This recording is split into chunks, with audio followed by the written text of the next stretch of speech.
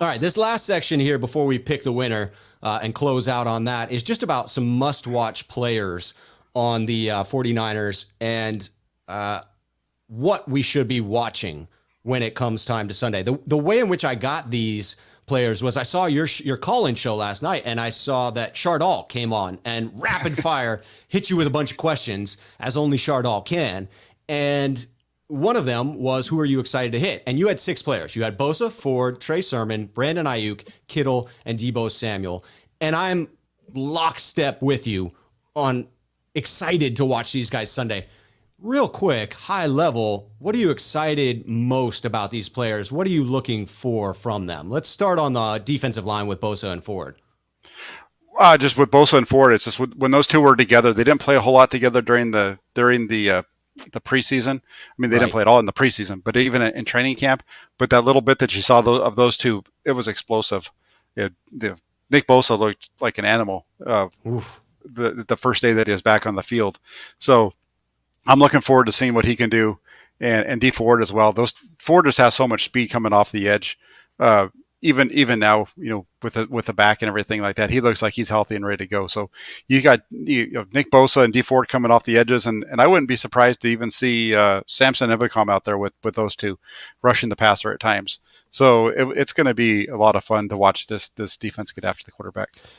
Poor Jared Goff. That guy, just no luck. I mean, he's in for a rough day potentially on Sunday. It could get ugly.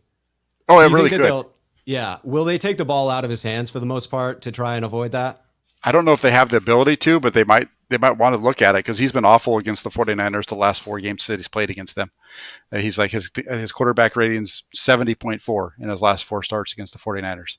So I don't think that's going to change with the way that the 49ers are going to be able to come after him.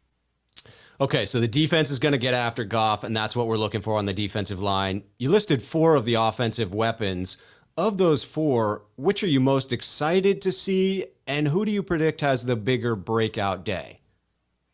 I really want to see Brandon Ayuk have a breakout day. That's who I want to see because he's a guy who I think got held back a little bit last year because of the injuries at the quarterback position. He wasn't out there in week 1, and by the time he finally got out there, the quarterback was injured. So we only saw a little bit of him with Garoppolo, even when Garoppolo was healthy. So I want to see him go out there and have the kind of day that I would expect of him, which is, 100 plus yards, 6-7 catches, and a touchdown. Ooh, I look forward to seeing that. Yes, without the offseason last year, he really got thrown into it. And so one would hope that he comes out and flashes and shows a lot of what we want to see from him this year. When it comes down to punt returns, will he be returning punts? That's what it says on the depth chart. It says Brandon Ayuk as the punt returner, and it has Elijah Mitchell as the kickoff returner. So I think there's a very good chance. Love it.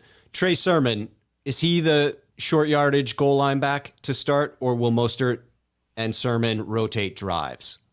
I think that you'll see most. If it was a short yardage situation on the goal line, I think Trey Sermon would be in the game.